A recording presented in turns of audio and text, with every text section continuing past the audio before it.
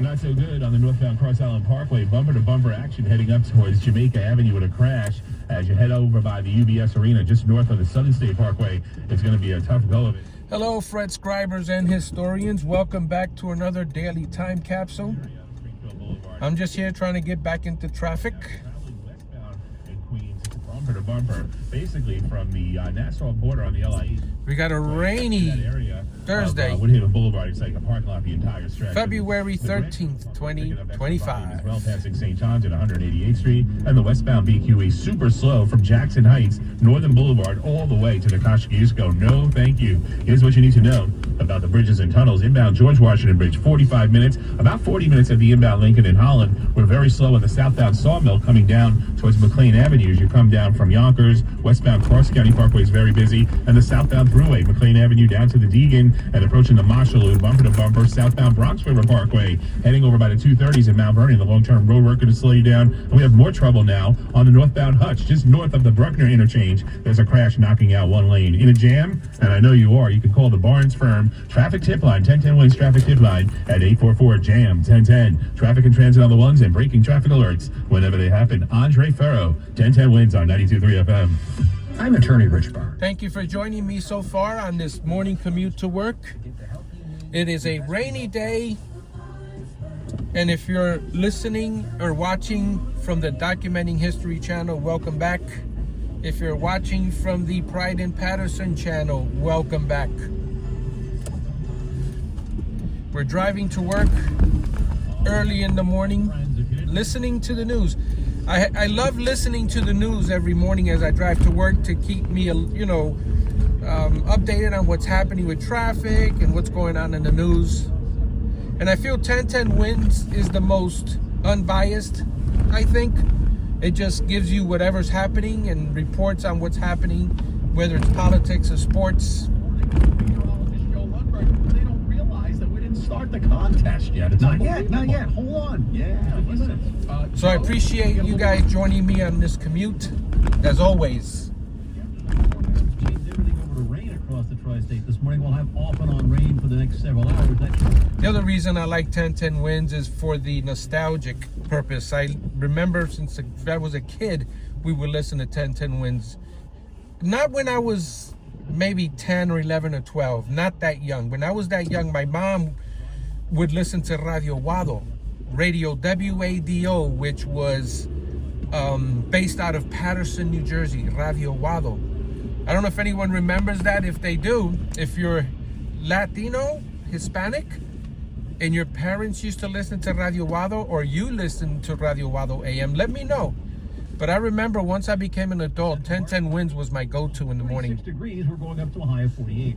I'm meteorologist Joe Lundberg on New York's weather station, 1010 Wins on 92.3 FM. Hey, it's Scott Shannon. Check out my... And I know I should let the news play, right?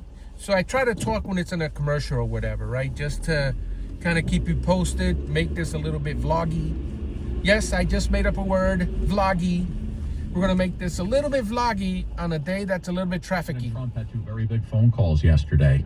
One with Russian President Putin, the other with Ukraine President Zelensky. The topic, ending the war in Ukraine, which is now 3 years old. Ukraine, the key issue, the crux of this is what are the security guarantees in a potential deal that would mean that we wouldn't have a repeat of history, that we wouldn't have Vladimir Putin freezing the war once again, like he did in 2015, 2016, and then coming back a few years later. And I think at the moment it's just unclear what those security guarantees could be. That's correspondent Tom Sufi Burridge. Singer R. Kelly back in a courtroom yesterday. Didn't get the news he was looking for. A federal appeals court in New York upholds singer R. Kelly's sex trafficking and racketeering convictions along with a 30-year prison sentence, finding that the I Believe I Can Fly singer exploited his fame to sexually abuse girls and young women. R. Kelly was convicted in Brooklyn federal court in 2001. The singer's lawyer says they will appeal the Second Circuit Court of Appeals ruling to the Supreme Court. Last year, the High Court declined to hear an appeal of a 20-year sentence R. Kelly got after his child sex abuse case in Chicago. Julie Walker, New York. Okay, don't want to play that song.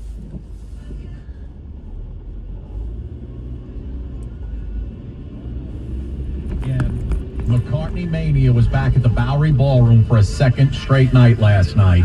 Another pop-up show on the Lower East Side. It sold out in minutes. And our overnight traffic anchor, Jeff Jensen, letting us know that there are already 200 people lined up outside the Bowery Ballroom this morning, hoping for another McCartney concert tonight. Hope those folks, those are big fans. I hope they get what they're looking for. Come on, Sir Paul, do a little trifecta for tonight. Hey, we're giving away Billy Joel and Sting tickets next. That's pretty cool when an artist does that.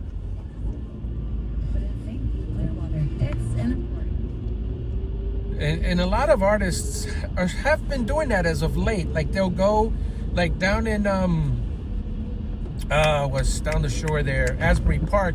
A couple of times, you know, you get Springsteen will show up at a tavern or eatery and do a few songs. But I think a lot of artists are doing that. Well, not a lot. So far, just Paul McCartney and Springsteen. And I think Billy Joel did something, didn't he? Anymore. I don't remember. Can you imagine going somewhere to dinner with your spouse, your family, and an artist comes in and just starts doing a few sets, a few numbers of his songs or her songs? Imagine if Taylor Swift did that. Imagine you went to somewhere in New York and there's like a buzz around some venue, and you go with, you know, they're letting people in, and it's a Taylor Swift free concert. Can you imagine? Thousands on rising vehicle repair costs. Those who qualify. I think when you're an artist at the height of your stardom, though, I think that's dangerous, right? Because, you know, when you do one of those pop-up concerts, you wonder how good would security be? And, you know, someone like Taylor Swift, everyone knows who she is, obviously. And there's a lot of crazy people, crazy fans out there, some stalkers. And then you wonder, once they know that Taylor Swift is in there, so many people will try to get in and bum rush the venue, and probably, you know, people could get hurt. 475-1010. You're going to win a pair of tickets to see Billy Joel and Sting performing live at Citi Field on August 21st. Tickets courtesy of our friends at Live Nation. They're going to be delivered electronically. You have to have a valid email address and access to an app-enabled mobile device. Again, the number to call, 855-475. You're going to see this drive a lot on these commutes. The important thing with this video, in my opinion, is not so much the drive itself, you know, the Broadway here, East Side Park, leaving School 6, driving into Garfield to Outwater Lane. But I think what's important with this type of video is the audio, what you're listening to, because you're listening to a live broadcast of that day's news that someone 30 years from now can go back. Imagine going back to February 13th, 1984, and just listening to a snippet of what was going on in the news locally on that day. A lot of those things won't be recorded on the internet unless they're major news. You know, maybe small news like this Paul McCartney thing, that he went into that venue and did a concert, a surprise concert. Something like that, 30, 40 years from now, you might see it in the news, like a little article about it, but to be able to go back and actually listen to the live broadcast of when it happened with the people from that time reporting it, I think that's cool.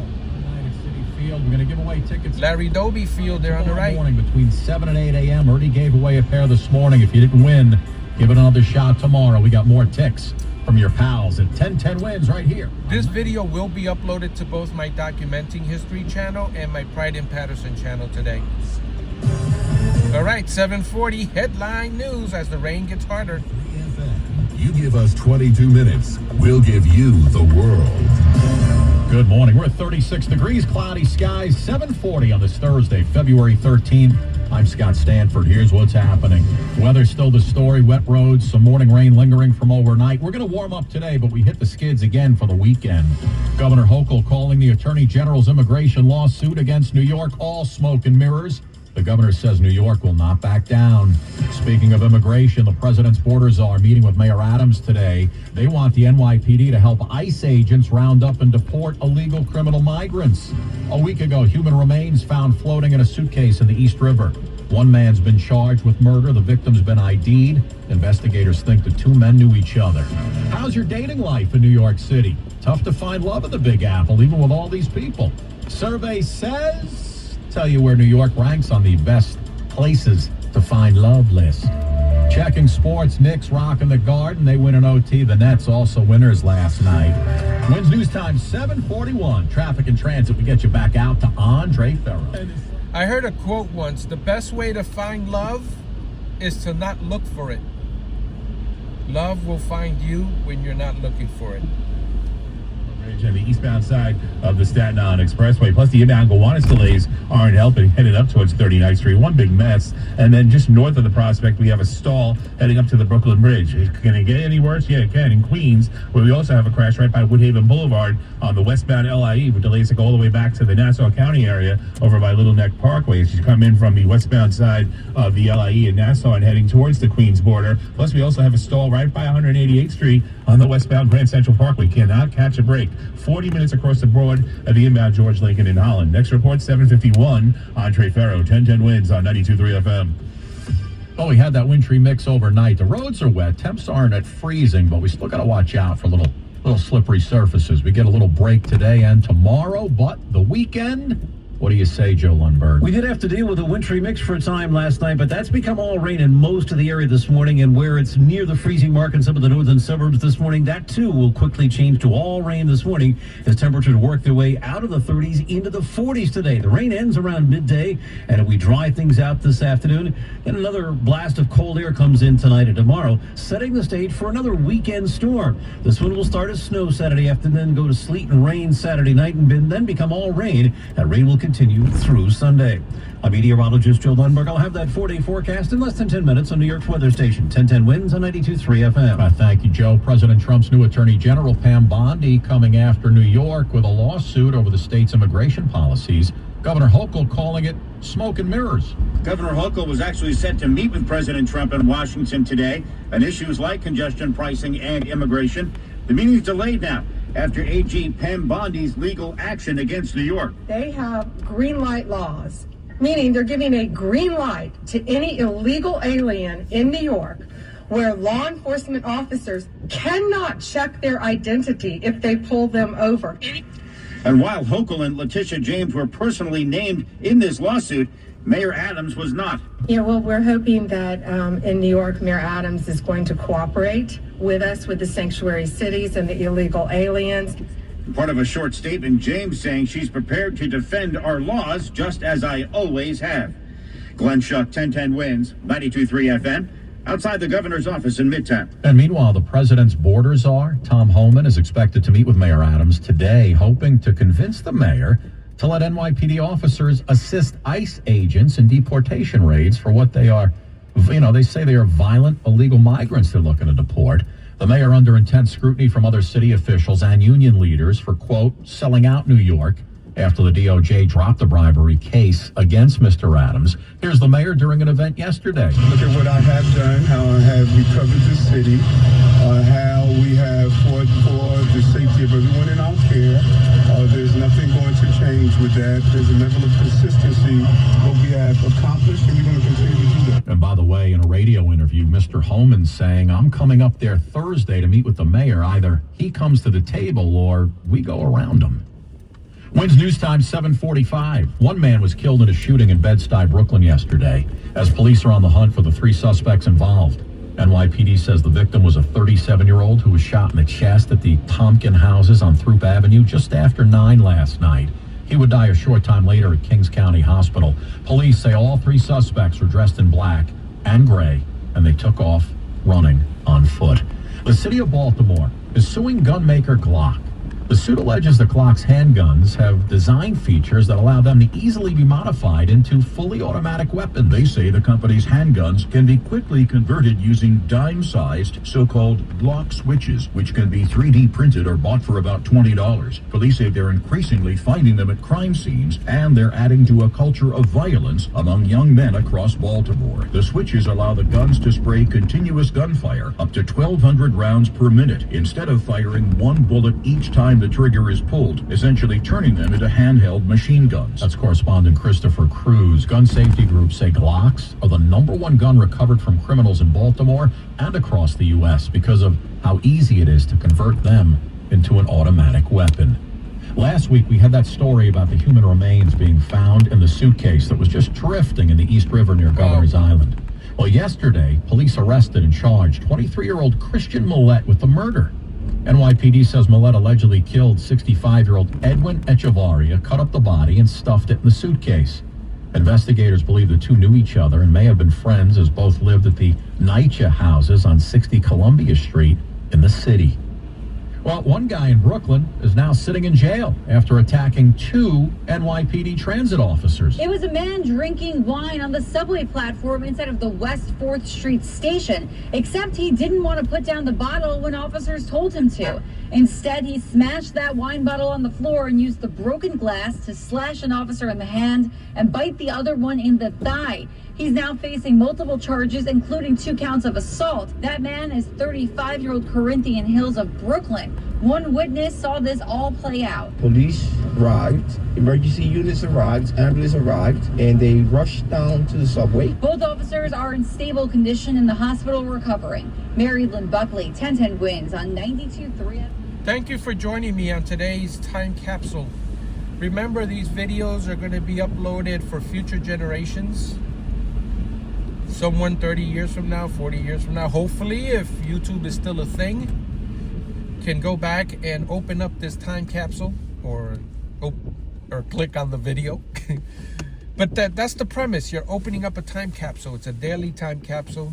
Not so much daily on my Pride in Patterson channel, even though I will upload a snippet in the evening if, you know, I get the chance to. Sometimes I don't get a chance to be able to record at the 5:40 time slot there for you, but if I don't, obviously I won't be able to. But definitely on my Documenting History channel, these uploads are every single day, at least every work day, every day that I commute to work.